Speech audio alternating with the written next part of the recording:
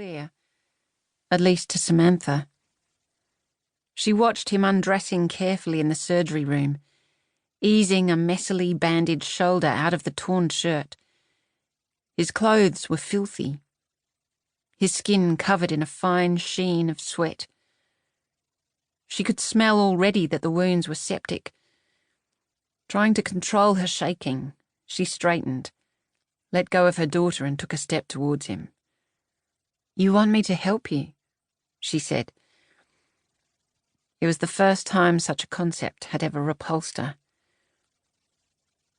She helped him peel away the bandages. 3 puncture wounds, 1 on the side, 2 in the shoulder. The wound in his side had an exit hole at the back, a bullet. It was the ones in the shoulder that bothered him the most. The bullets were still in there. As he peeled the last of the blackened bandages away, blood began seeping from the wounds. "Lie down," she instructed, gesturing to the operating table. He didn't lie, but sat on the edge of the table with some difficulty, the gun pinned under one hand, a figure on the trigger guard. Samantha went to the shelves and began filling a tray with tools. "I'll need to administer an anaesthetic," she said. "No," he answered. He was panting now with pain. "No injections."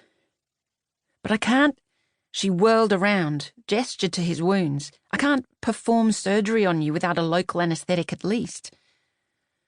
"You'll have to," he said.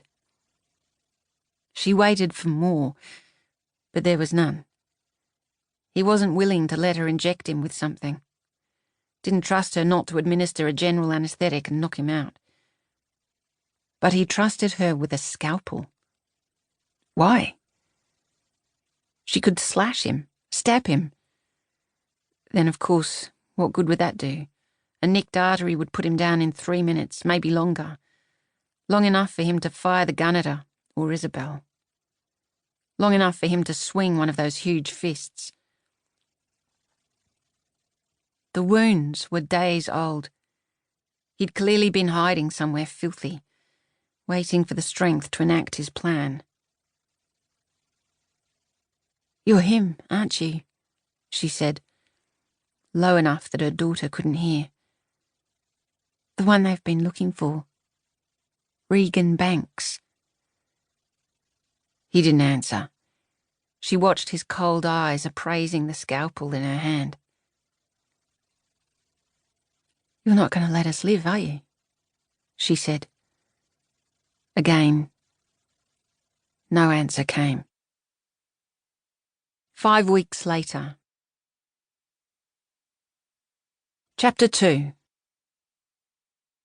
I didn't sleep much, but when I did, my mind turned in circles, repeating their names like a mantra, connecting them end to end.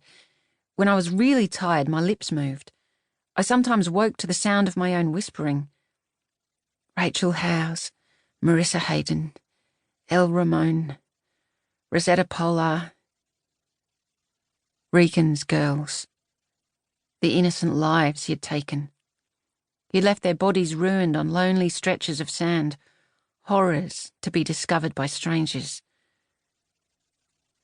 Tox Barnes, my friend, left for dead in my own apartment. Caitlin McBeal, a smart young American woman reduced to skin and bones, traumatised, crawling on her belly out of Regan Banks's grasp. Samuel Blue, I whispered through my dreams. My brother. All I'd had left in the world.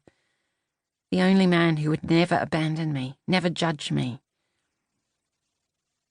I didn't know why Regan Banks had seized on my brother.